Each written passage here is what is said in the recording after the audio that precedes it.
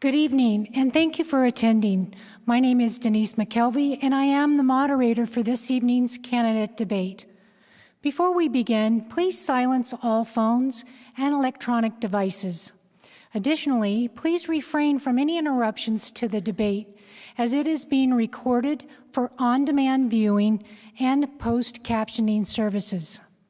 The Citizens Clean Election Commission is the sponsor for this evening's event. The Clean Elections Act is a campaign, finance reform, and public education measure initiated by Arizona citizens and passed by the voters in 1998.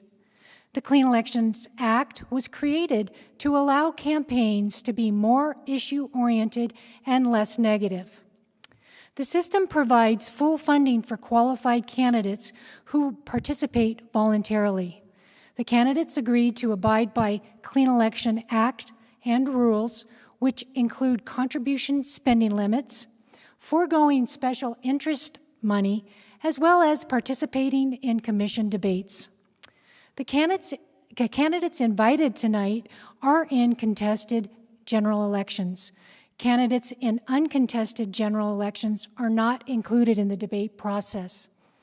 For tonight's debates, questions have been prepared by Clean Elections based on a voter survey, as well as questions that have been submitted by voters through the Clean Elections smartphone app. However, we encourage live audience first. If you have questions, please print them clearly on the note cards you were given when you entered and hold them up. Our volunteer will pick up the cards and deliver them to me. If you need additional cards, just raise your hand. We screen the questions for clarity to eliminate duplication, speeches, or personal attacks on candidates. The debate is scheduled for 60 minutes, so we may not get to all audience questions, but we will do our best. There's an independent timer who will see to it that the candidates have their allotted time to answer questions and will tell them when their time is up. As a courtesy to the other candidates, please respect the time limits. When the timer raises the stop sign, the moderator will stop the candidate. Tonight's debate includes 1 minute each for opening statements, a quick lightning round. Then the first half of the debate begins with 2 minutes to answer audience questions. Each candidate will answer the same audience question, and we will rotate which candidate responds first. After all the candidates have responded to the question, the first responding candidate will be given an additional 30 seconds. Then we'll move on to the second half, which will allow a different question for each candidate with 1 minute to answer. If you have a specific question for a candidate, please include their name on your note card, and it will be considered during the second half of the debate. Finally, we will end with 1 minute closing statements. We ask that you remain polite to all the candidates and give them a fair and uninterrupted hearing, no matter how strongly you may agree or disagree with anything being said. Tonight's participants are running for office in District 3. Our candidates are Mr. Edward Trey Cizek, Green Party, traditional candidate running for state representative. Ms. Sally Gonzales, Ms. Sally Ann Gonzales, Democrat, traditional candidate running for state representative. The order in which the candidates will speak has been determined by alphabetical order by last name for opening comments, and will progress from that starting point. The order for the second half will be determined by reverse alphabetical order. Mr. Cizek, will you start the opening remarks, please? From pay-to-play scandals on the TUSD school board to Governor Ducey's massive tax cuts for corporations, corruption reigns over Arizona politics. My name is Trey Cizek. I'm a graduate student studying environmental economics at the University of Arizona, and I am seeking a position in the House because Arizona's economy cannot afford corruption and crony capitalism. I am greatly concerned about the future for our state, our nation, and our planet if we continue down our present course. and I'm determined to prevent that at all costs. I feel that I can no longer stand on the sidelines and watch as Democratic and Republican partisans alike push our planet to its grave. I oppose a corrupt finance system and demand that politicians at all levels take strong initiatives to combat the existential threat of climate change. I am running to demand Arizona politicians take action to address one of my generation's biggest hardships, student loans, and to fight against both unregulated predatory capitalism as well as crony capitalism abetted by regulatory capture. Thank you. Ms. Gonzales? Thank you. Good evening. Thank you for being here. I am currently the state representative for District 3, and I have if elected, starting my 8th year in the House of Representatives, elected in 2010. I'm a Democrat. I am a mother of 5, a grandmother of 23, and by profession, my training is I'm an educator. I am a teacher, and I am running again because I would like more full funding for education, protection of the environment. I think that Mr. Cizek and I will have a lot of things in common, and I will probably agree on a lot of things tonight. Thank you. Thank you.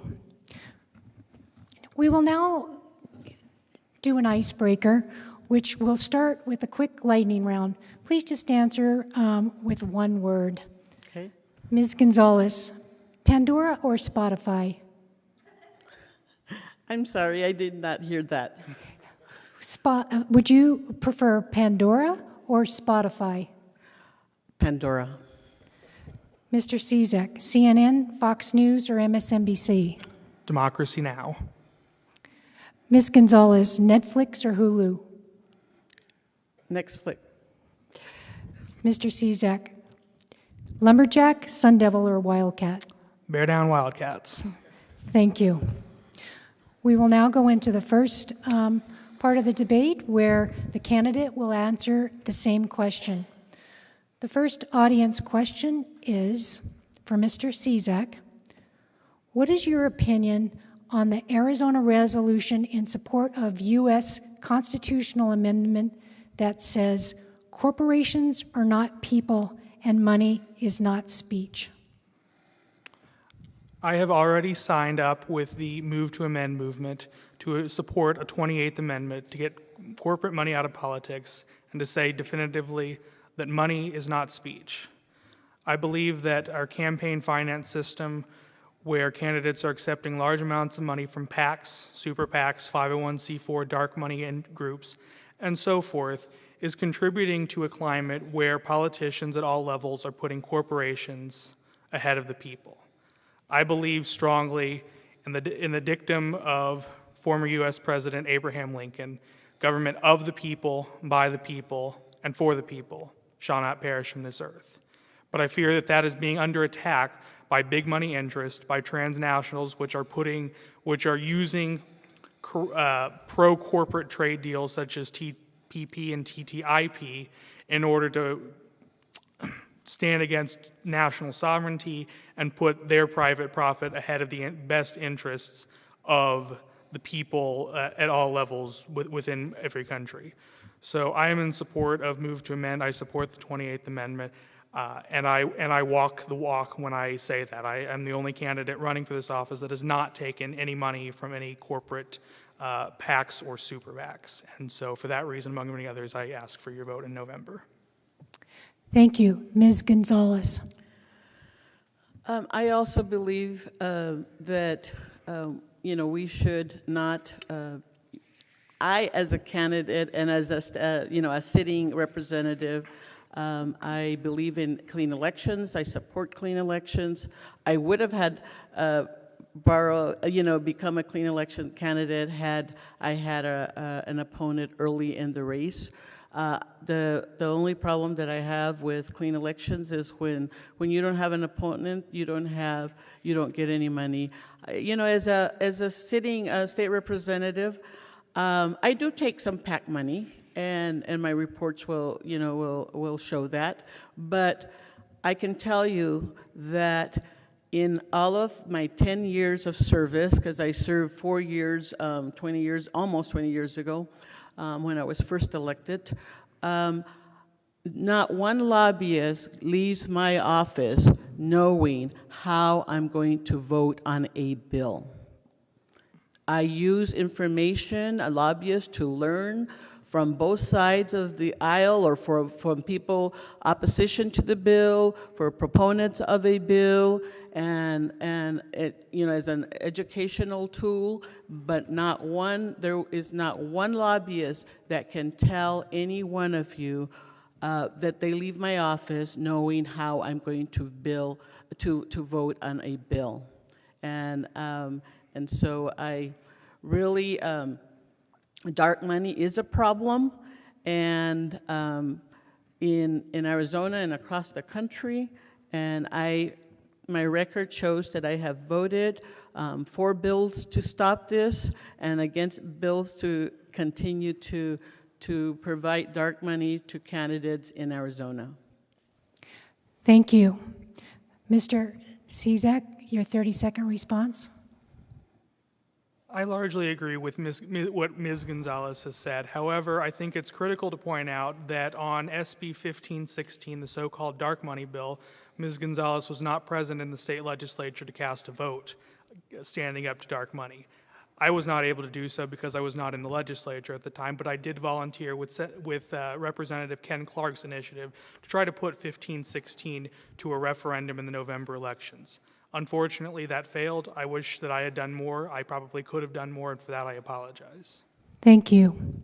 Next question for Ms. Gonzales. What thoughts do you have on Arizona's electoral system? What, if any, changes would you initiate? Certainly, we have to be more proactive. We need to make voting easier for people and not put stumbling blocks in front of people, making it harder to vote in any precincts, in any election in the state of Arizona. And I think there's a lot of work to be done in this area. The Republican-led legislature has really been working hard to actually put laws on the book, and they did last session on making it harder for people to go out and vote in Arizona elections. And a prime example of that was the presidential preference election, which lots of people did not get to vote. The long lines, they cut, just lots of people did not get to vote in that election, and we cannot allow that to happen. Thank you. Mr. Cizek. I agree with much of what Ms. Gonzales has had to say once again. I think that one of the first steps we need to do is have automatic registration for all citizen residents of the state of Arizona once they turn 18, using the information already on file with the Motor Vehicles Division. In addition, I think that we have to secure Service Arizona and the voter rolls, both at the Secretary of State's office as well as the various county recorders. I know at least 4 people who have personally told me that they registered to vote Democrat in advance of the primary election deadline in February in order to vote for Senator Bernie Sanders to be the Democratic nominee for President of the United States. Unfortunately, when they got to the polls, the official voter rolls had them listed as independent, and thanks to closed primary laws for presidential elections, they were unable to vote in that election. I also think that we need to replace our first-past-the-post, winner-take-all voting system with approval voting, and standing up, try to repeal HB 2608, the third-party suppression bill that the Republican majority pushed through during this most recent legislative session. I think that third parties raise important issues that are often not talked about by the 2 major parties, such as going further with addressing campaign finance reform, opposing some of the corporate handouts that I've seen both the Democrats and the County Board of Supervisors as well as the Republicans in the legislature pass, as well as some of the militaristic foreign policy that both George W. Bush as well as Barack Obama have pushed under the respective presidencies.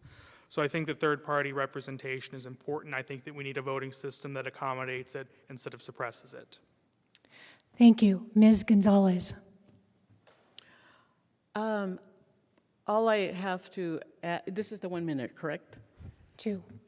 All I have to add is that I also think that I am in support of just what is it?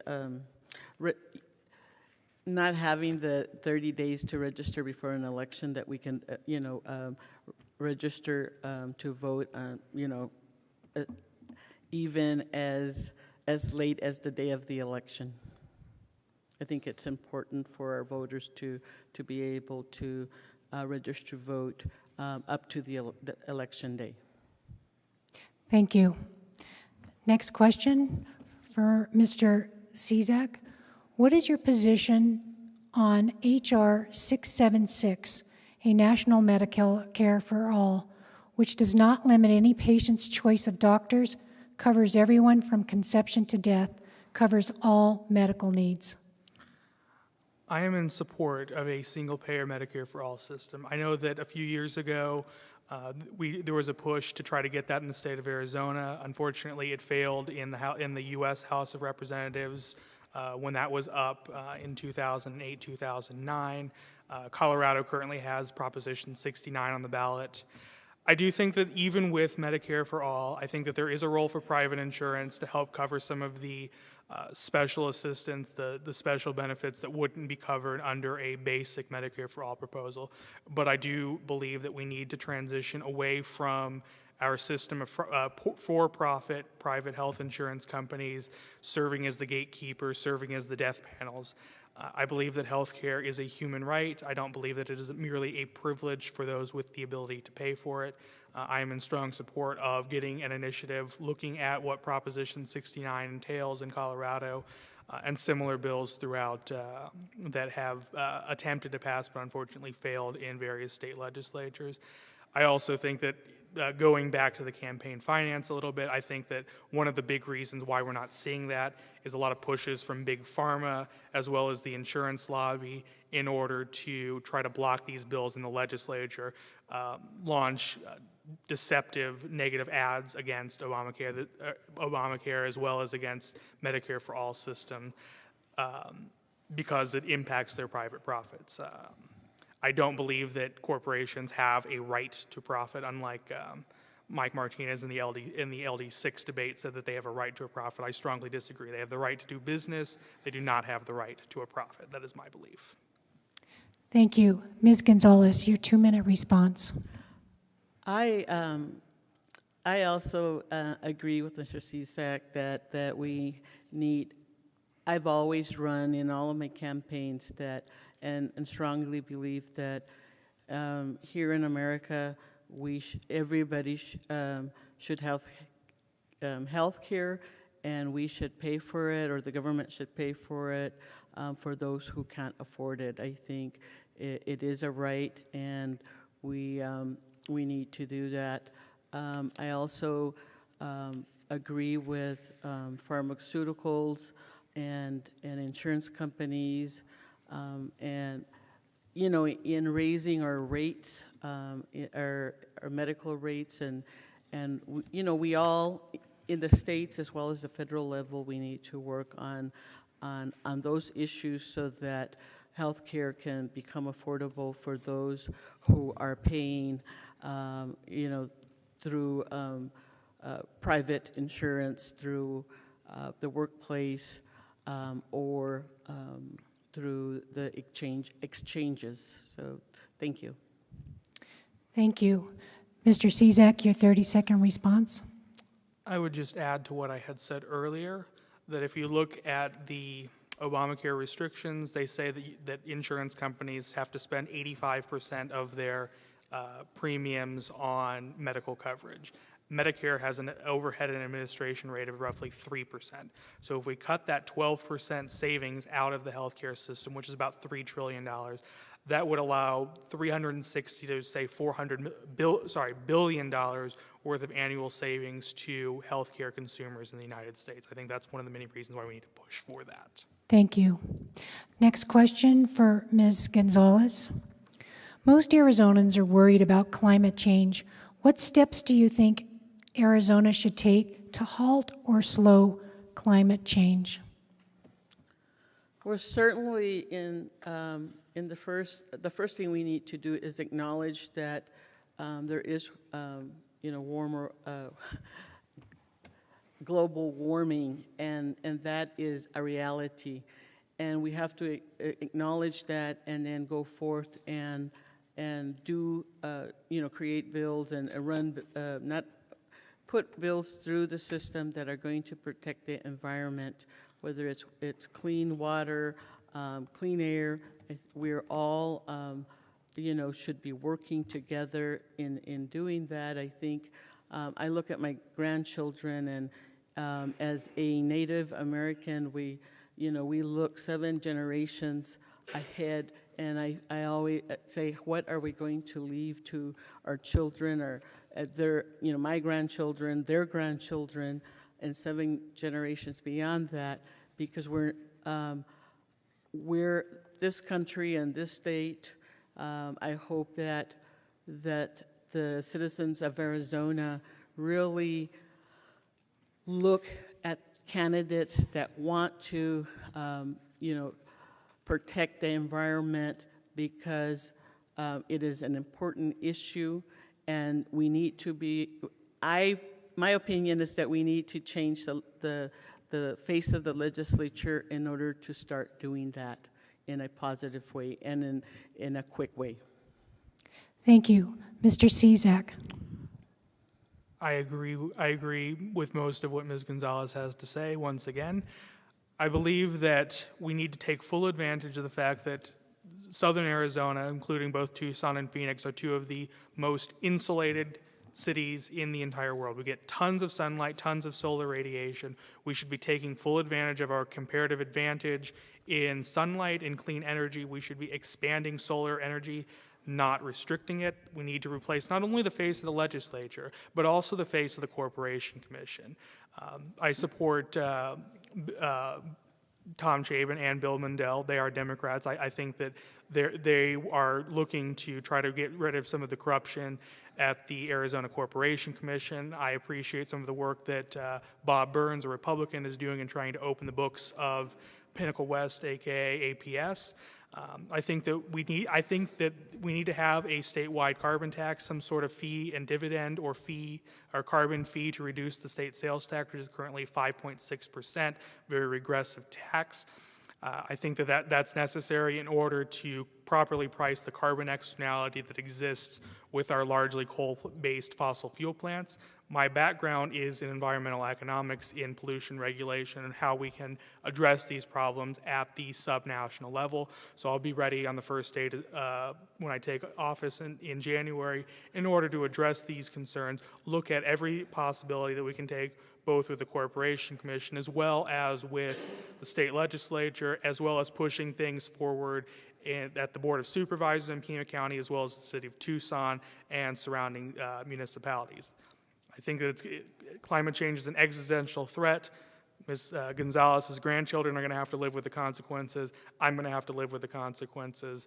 So I think that we're both in agreement that we need to do something, and we need to do something about it immediately. Thank you. Ms. Gonzales, your 30-second response.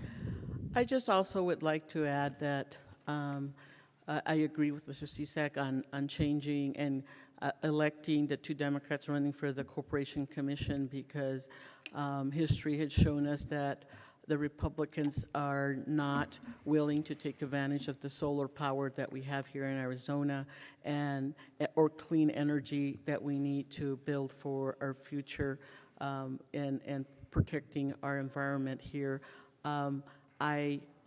This is very important to me. Thank you.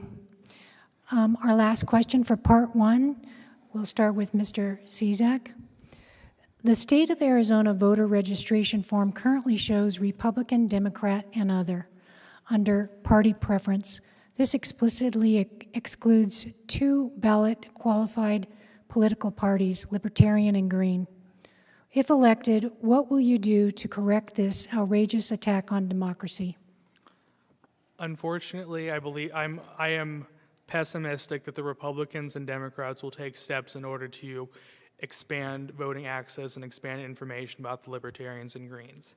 Therefore, I think it's necessary to take this to some sort of citizen initiative, do something like what Prop 205 and 206 has done, get people who are fed up with the two-party system, Democrats and Republicans who are dissatisfied with their respective presidential candidates, and there are many who are dissatisfied with both of the presidential candidates, go after the independents who are unhappy with Democrats or Republicans or have some inclinations, depending on the issue, with either of the major parties. Obviously, the Libertarian and Green parties being having ballot recognition. Libertarians have permanent ballot recognition. Greens have statewide ballot recognition through 2018. Both of our respective parties need to be playing an important role in collecting the roughly 150,000 votes needed to take this to a citizen initiative. So I would love to put this into the legislature. I'd love to get it passed. Unfortunately, it's fairly unlikely that the Republicans will lose control of the legislature. Therefore, I think that we need to take the steps, go outside of the legislature, take advantage of the citizen initiative process that we have embedded in the Arizona Constitution, and work forward from there. Thank you. Ms. Gonzales. Again, I agree with Mr. Cizek for most of what he said, and I honestly believe that it is wrong to leave out the Libertarian Party and the Green Party. I think we're all, as citizens of the state and across the country, you should be afforded the same rights as the other two parties. Unfortunately, I also agree that unless there's a change at the legislature at the helm, that there will be no changes. So I agree that the citizens need to take up that issue and bring it to the vote of the people. Thank you. Your 30-second response, Mr. Cizek. One of the criticisms leveled against third parties is that they act as a spoiler, that they're just a protest vote, that third parties are not able to vote their conscience. One of my initiatives is to replace first past the post with approval voting. This was an initiative that was in the legislature. It passed the House in 2013 in the 51st legislative session. Unfortunately, Ms. Gonzales and Dr. Saldate both voted along with their caucus against this bill. I'm very disappointed with both of them on this issue. I think that approval voting is a big step toward getting more third parties into government. Thank you. We will now transition into the part of the debate where each candidate will receive a separate question with 1 minute to respond. Remember, you may still submit questions via note cards and direct them to specific candidates for this section. The first question is for Ms. Gonzales. What is your participation in ALEC, American Legislative Exchange Commission meetings?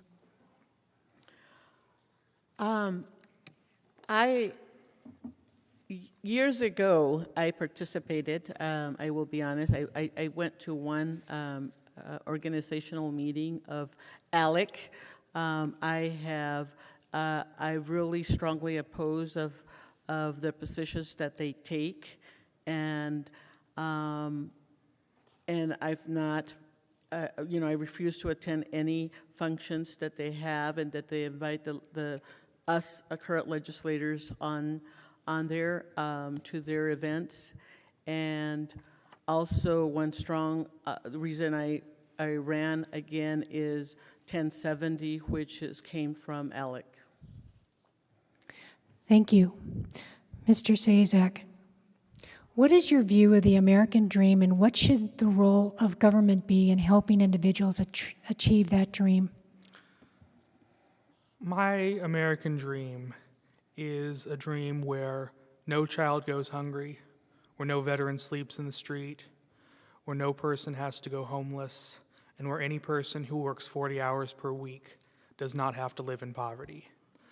I believe that we need to take steps to modify our welfare system to eliminate the poverty trap that exists when you have welfare systems with sharp cutoffs. I think we need to have gradual phase-outs of and expansions of our welfare system, our social safety net, to help get people, let them get up back on their feet, let them invest, work for themselves, take the initiative, and not be penalized by the system that we have.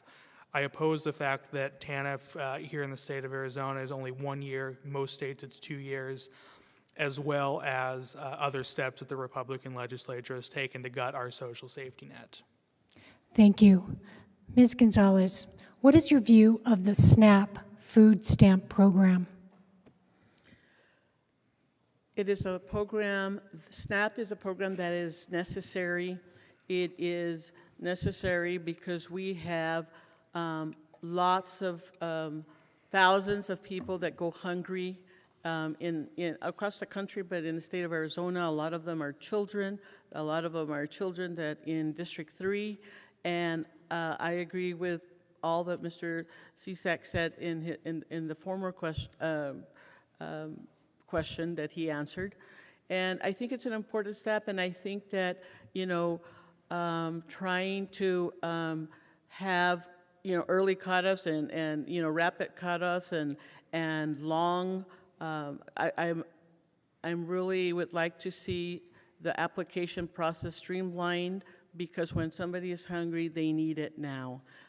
They shouldn't have to wait 30 days for approval, and that's how many days that the department can take for approval. Thank you. Mr. Cizek, 1 in 4 kids in Arizona are considered food insecure. What are your plans to alleviate hunger in our state and district? I'm going to once again largely agree with Ms. Gonzales. Food insecurity is a major problem. I believe the number is 18% of all Arizonans, 28% of those under the age of 18. SNAP is a step in the right direction. I think one of the big initiatives I would like to push is to try to do something about food waste in this country. The USDA reports that between 30 and 40% of all food that's grown in the United States ends up being thrown away. I'd like to set up a task force involving the state government, along with county and municipal government, the farmers and ranchers, grocers, restaurants, and community food banks, to try to get the infrastructure in place to try to divert as much of the food is thrown away as possible into community food banks in order to get that to the families who need the food the most. Nutritional assistance has huge dividends for our economy. I'd like to take full advantage of everything we can do. Thank you.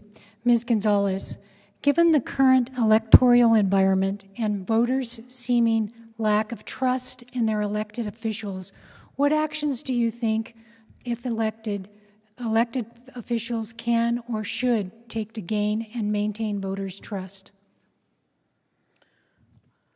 Well, certainly we need to make it easier for voters to vote, and once they vote on an initiative and tell us that they want this or they don't want this, we need to listen to them and stop trying to change the vote of the people during initiatives, and so I really think that we have to listen to the people, because we are elected by them, and follow what they ask us to do. Thank you. Mr. Cizek, what is your position on Common Core education standards, which determine what K through 12 students should know in English and math at the completion of each grade? I think standards in the abstract are a good thing. I think it's important that there be a well-rounded, well-balanced curriculum. I think some of the initiatives that Common Core does are a good thing. But unfortunately, like so many other initiatives, the devil lies in the details. There are a couple of things that I strongly oppose to Common Core, one of the big things being its overuse of standardized testing.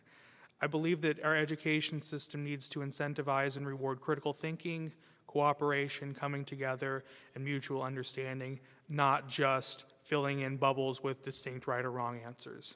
Unfortunately, in politics, in the social sciences and humanities, there often isn't one right answer, and different people with their different experiences can look at the same information and come to two totally different conclusions. I also object to the way that standardized testing is being used to evaluate teachers. It picks up a lot of socioeconomic status variables, not necessarily teacher performance, and it really punishes schools that are struggling due to the socioeconomic status. Thank you. Ms. Gonzales, what is your position regarding whether the U.S. should develop a set of guidelines so immigrants who entered this country illegally can be offered a pathway to U.S. citizenship? I believe that the U.S. government should do that. I think that we do have an immigration problem. As a matter of fact, I'm dressed like this because I just drove in from Mexico and I was delayed 2 hours at the border. And unfortunately, to me, as the Yaqui people, my people have people on both sides of the border, and closing down the borders is a problem for us. And so I believe that this undocumented people that unfortunately got here and are here illegally do contribute to this country, and they in the U.S. should work on a path to citizenship. Thank you. Mr. Cizek, in the event of a budget shortfall, what is your philosophy and approach? My approach would be to start, of course, by looking at the entire budget holistically, seeing if there's any waste, fraud, or abuse.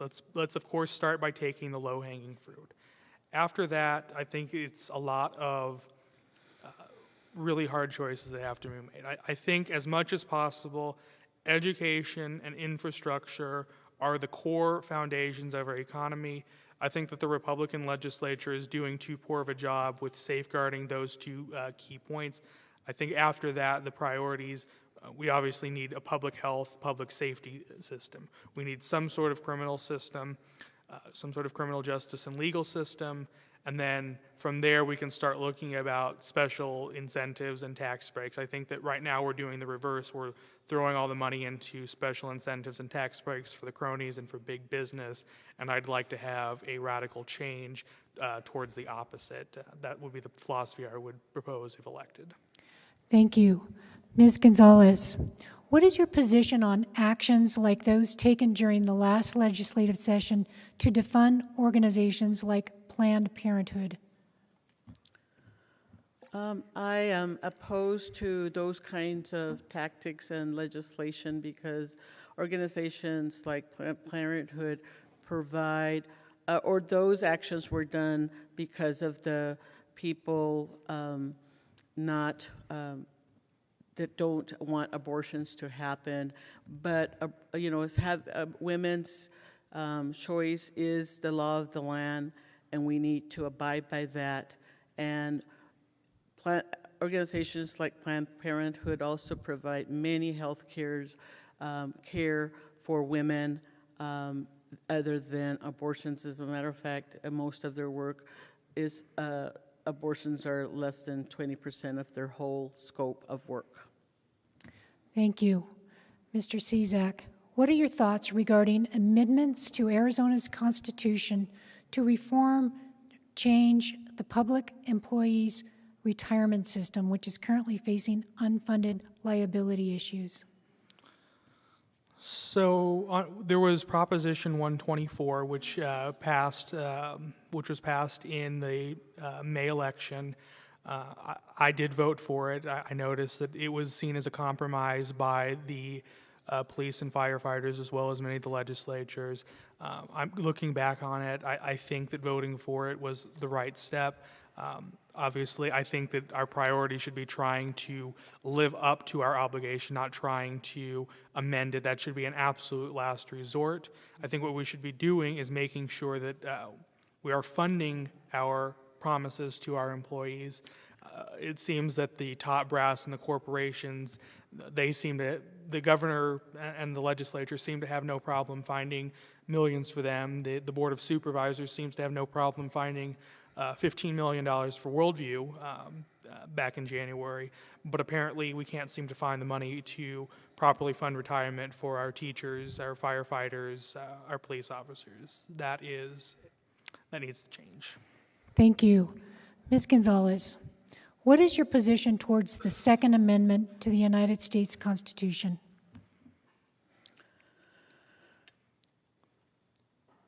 I'm very, the Constitution is a document that we should honor, and I support it. Thank you. Mr. Cizek, what is your position on requiring police officers to wear body cameras? I think that requiring police officers to wear body cameras is a step in the right direction, and I also think it makes good fiscal sense, even though there are some initial financial outlays, in that it protects police officers and, by extension, the police departments, as well as ultimately the taxpayers, in the event that there is some sort of incident and we need to go to the video footage in order to see what actually happened. However, I think that we need to be aware that there are some implicit biases that get introduced in the camera footage. By definition, when we see police body camera video, we're seeing the interaction from the officer's point of view. From the view of the person that's interacting with the police officer, things could look very different. I think that we need to be aware that for African American and Latinos, men in particular, that interactions with the police community are often subject to some biases by both sides, and I think that we should address that, or at the very least be mindful of that when we look at police video camera footage. Thank you. Ms. Gonzales, what is your position towards the Patient Protection and Affordable Care Act, commonly referred to as Obamacare? I'm a strong believer. I've supported Obamacare because it was a pathway. It really brought hundreds of thousands of U.S. citizens that were able to get insurance, life-saving treatments that they had not been able to get prior to Obamacare. Thank you. Mr. Cizek, what is your position on drug testing for welfare recipients? I think that it's a waste of money. I think that drug testing for welfare recipients is an initiative passed by largely Republicans in the House and Senate and state legislatures throughout the country to address a problem that really doesn't exist. This idea that there are these welfare queens that are mooching off of the government is mostly a myth. I'm not going to say that there are zero, but the number is very few. In point of fact, I think that the big welfare recipients are the large corporations, like Walmart, that's being implicitly subsidized by TANF, by SNAP, by Medicaid, by other programs, because they don't pay their workers a living wage. I think if we're going to start drug testing welfare recipients, let's start with Alice bought her way out of a DWI, Walton. Thank you. Ms. Gonzales, what are your thoughts about requiring employers to pay both women and men the same wage for doing the same job? I support it. I think that employers should pay a woman the same salary that they pay men. In all of my employment as a woman, usually the women do all the work, and they ought to be paying the work that they do. Thank you.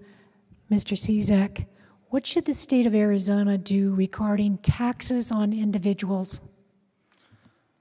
I believe as much as possible we should be using a system of progressive income taxes, not regressive sales taxes.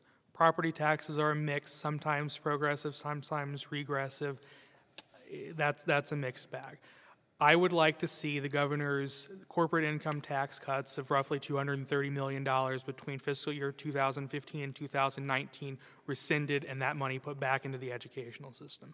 I think that we need some modest raises to our personal income taxes, primarily on upper income earners. The majority of people, I think, agree. I think it's 74% of Americans who agree that the wealthy do need to pay a little bit more in taxes.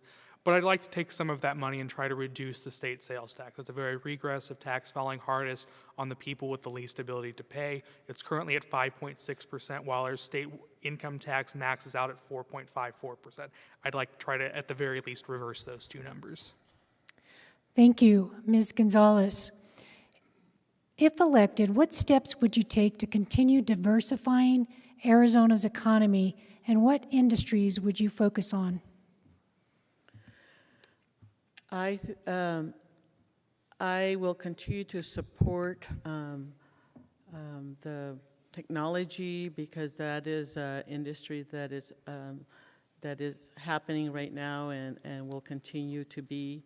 I think it's important that we provide local companies with incentives to create more jobs and college graduates from leaving the state. Thank you.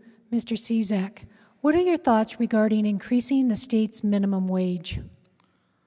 I am proud to endorse both Proposition 206 as well as volunteer to help get other people to vote yes on 206 in November.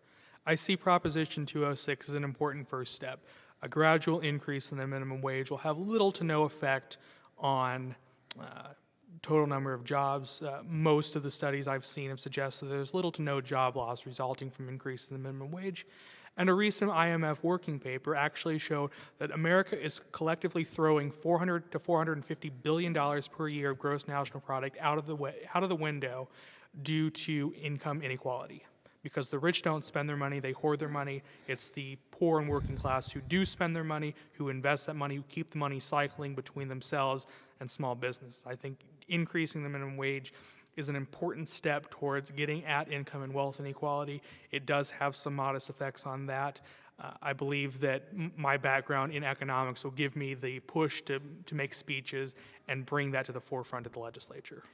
Thank you. Ms. Gonzales, what is your position toward children requiring vaccination for preventable diseases? I support that. I know that some families don't believe in the vaccinations, but as a society and as a supporter of public education, I think it's more important to protect the masses in our schools, in our community. So I support the requirements to vaccinate children. Thank you. Mr. Cizek, what are your thoughts on the gun show loophole, which enables firearms to be sold at gun shows without the seller having to conduct a background check on the purchaser? I believe in the Second Amendment, but I do think that we need to have protections in place to make sure that the wrong people who shouldn't have guns don't have guns. I think universal background checks, along with closing the gun show loophole, which prevents requiring background checks for private transfers of gun ownership, is a step in the right direction. I think making sure that there's a process to adjudicate issues where either law enforcement or the courts have substantial reason to believe that there's an imminent threat if a person has a gun, I think those should be addressed. But I also believe that any restriction on the right to own legally obtainable firearms must include appropriate due process provisions. We have due process provisions for convicted felons and for mentally ill patients who are adjudicated unable to own a gun. We need to have the same if there's some reason to believe that they're a terrorist or a criminal. Thank you. Ms. Gonzales, what is your position on recently signed legislation that makes it more difficult for voter outreach groups to collect and drop off early ballots in Arizona? I think that that's a Republican, one of the Republican motivations to stop or to put stumbling blocks on voters, Latino voters, Native American voters. I think that I'm sorry to hear that the courts did not put a stay on it for this election. But in our community, in my community, I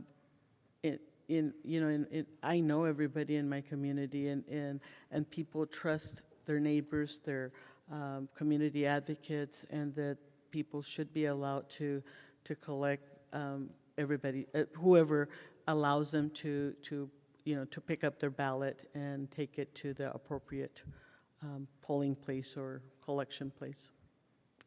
Thank you. Mr. Cizek, what is your perspective on the adoption of a law to allow for the purchase and use of recreational marijuana among those 21 and older in Arizona? I broadly support legalization and regulation of marijuana similar to alcohol. I think Proposition 205 is a step in the right direction, but there are some very valid criticisms. Criticisms such as the fact that 205 gives a little too much control to establish marijuana dispensaries, or some of the concerns raised by law enforcement that it doesn't include adequate provisions to make sure that if a person is driving or otherwise incapacitated, there's some threshold level of THC in the blood that would allow police officers to arrest or detain them for being intoxicated. So I think it's a step in the right direction. I'd like to see some sort of path towards more decriminalization or legalization. Prohibition for alcohol helped a little bit with alcohol decreased consumption, but it also led to the rise of organized crime, and marijuana prohibition is really contributing to the drug cartels in Mexico and in Central and South America. Thank you. Ms. Gonzales, what is your position towards increasing individual states' rights and granting less power to the federal government? Currently, I oppose that. I think that in recent legislative sessions, my Republican colleagues have submitted legislation to do that. One on taking over federal land in Arizona. I think it's a very big mistake, and I think that the state should have rights to control some of the things. I think there has to be a balance, but generally I oppose that. Thank you. Mr. Cizek, if you were to be elected, what would be the first bill you would submit, and what would you consider your most important issue to address? The most important issue that I would think to address is to reform our broken campaign finance system and our political system. If we're to get all the things that that Ms. Gonzales and I agree need to happen, such as more funding for education and infrastructure, more public health, more poverty assistance programs, it's going to require that we defeat the political and campaign finance system that enables and incentivizes politicians, generally those on the far right, to cut all these services, to gut abortion rights and the woman's right to sexual autonomy. And I think that we need more third-party representation because in a lot of issues, Democrats and Republicans seem to be very pro-corporate, taking money from special interests. As a Green Party candidate, I do not take any PAC money from any corporations. So I would like to see us really go after and reform our political system. Thank you. We will now move into the closing statements. Ms. Gonzales, your closing statement, please. Thank you. Once again, I would thank you for being here and listening to both of us tonight. I know we have very busy lives, and elections are important, so I thank all of you that are here tonight listening to us. I certainly would ask for your vote. As we both agree on a lot of things, with education, fully funding education, providing health care for those who need it, and saving the environment and working on getting rid of dark money are important issues that I intend to continue to work on, and also building clean energy here in the state of Arizona, especially solar energy. I humbly ask for your vote. Thank you. Thank you. Mr. Cizek. Once again, I'd like to echo Ms. Gonzales and I agree on a substantial number of issues. I think we have a few disagreements. I want to thank all of you for coming out tonight. Civic participation is crucial. I realize that a lot of you don't like your choice to the top of the ticket. I realize Ms. Clinton and Mr. Trump are extremely divisive and polarizing candidates, and that people have reasons, some I agree, some I disagree with not voting for either Gary Johnson or Jill Stein at the top of the ticket. But whatever your preference is for president, whoever you're going to vote for your senator, whether Ann Kirkpatrick, John McCain, or Gary Swing, I think it's important that everyone please, if you're eligible to vote, please show up to the polls. You have two members of the House to elect, you have a congressperson to elect, a state senator to elect, a board of supervisor to elect, a school board to elect, and of course Proposition 205 and 206. I humbly ask for your support and your vote in November, but please, whoever you decide to vote for, please show up to the polls and vote. Thank you. To our candidates, we thank you very much for participating in our forum. And to our audience, we thank you for taking the time to come inform yourselves before voting. We encourage you to visit www.azcleanelections.gov, where you can find more information on the upcoming elections, download the Clean Elections app, and learn about the candidates running for office. A link to this video of this debate, as well as Clean Elections debates, will be posted on that site within 72 hours of the scheduled debate. Please don't forget to fill out the debate evaluation form you received when you entered and return it to one of our volunteers. Your feedback is very important to the Commission and will improve future debates. Thank you for coming tonight, and you are welcome to stay and speak directly to the candidates. Thank you.